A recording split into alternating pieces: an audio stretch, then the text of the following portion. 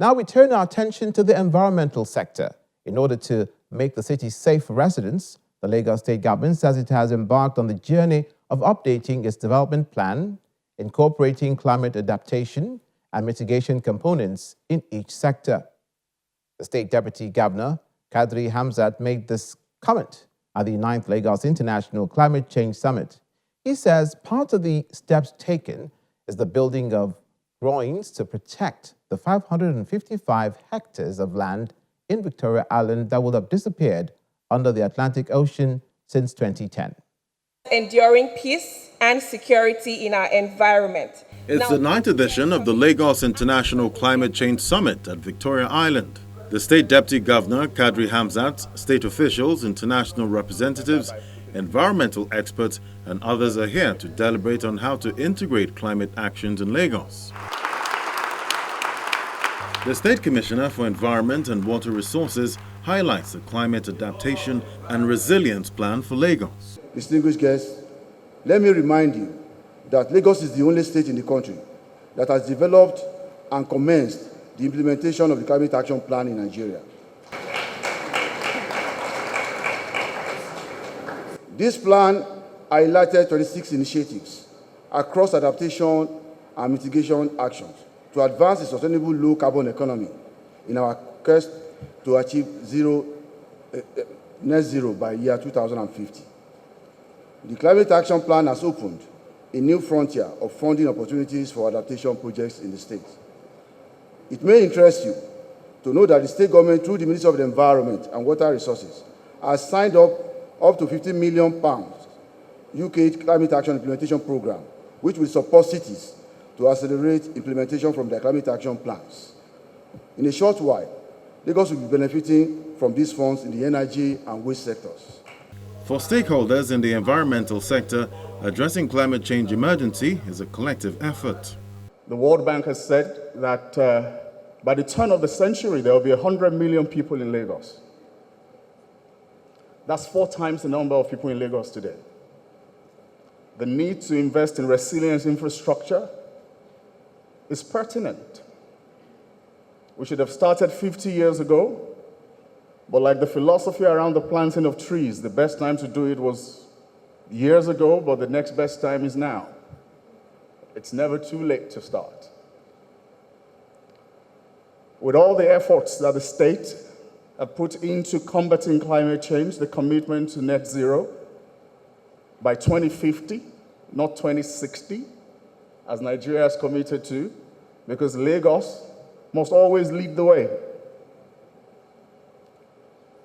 There's one more thing we must do, though, Mr. Deputy Governor,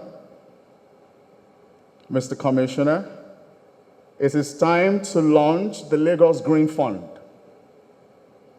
Let's start with $1 billion, with participation from all private sector organizations in Lagos, multilateral organizations, intergovernmental organizations, and other global funds like Danida. It is time for Lagos to actively begin to design projects that have transformative impact on mitigation and adaptation. For us at UNIDO, UNIDO is the United Nations Industrial Development Organization. We will continue to support Lagos State. Lagos State has proven to be a state that works with partners, that appreciates partnership, and is ready for development. And with this, we will continue to work with Lagos State, and we are also hoping that this event will give an opportunity for those of us that are here as experts and as policymakers to come up with robust suggestions for the advancement of climate action in Lagos State.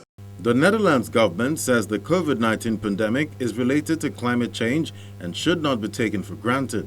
Let us not forget Nigeria and Lagos are still recovering from the economic consequences of COVID. If COVID taught us anything, it is that nobody is safe until we are all safe. And this truth applies with the same certainty to our changing climate and the need to adapt to it, and now. After working for nearly 3 years in Lagos, I asked myself, what do Lagosians and Dutch have in common? First, of course, is their spirit, their good sense of humor, the entrepreneurial approach and skills, and their willingness to innovate, to ensure Lagos will be a dynamic and sustainable hub, not only for Nigeria, but for Western Africa. And the Deputy Governor, Kadri Hamzat, says the State 5-Year Climate Action Plan 2020-2025 has created more resilience for Lagos. So there are many initiatives that has come out of this summit. For example, LASPAC was an offshoot of one of the summit that stated and recommended that Lagos State should create an agency that's responsible for our parks, that grow trees. That's how LASPAC came into being. BRT was also one of the things that came out from various summits, Betty, and of course this one. Building of groins to protect our environment. A lot of people don't know that Victoria Island will have disappeared. Victoria Island, 555 hectares of land, will have disappeared by 2010 if we did not do what we did. And so when people say, oh, what is Lagos doing? We are doing a lot. We are mitigating, but we are also encouraging adaptation. Because that Atlantic Ocean that is here is also the Atlantic Ocean in London. It's part of the Atlantic Ocean in UK. And as such, whatever happens there, when that snow melts, 18 days later, it's coming to Lagos. So it's not just what we do here, it's what the world does. In just a year, I can say with great confidence that the Lagos Climate Action Plan has started to deliver great and impactful rewards, including attracting the attention of critical supporters and partners. For example, there is a recently awarded grant for the future cities of Nigeria by the UK government to the Lagos State Waterways Authority to improve the ferry services of the state. That's because of the studies that we carried out that showed clearly that we need to reduce transportation by road, improve our rail transportation, which we are moving on, and then, of course, water transportation.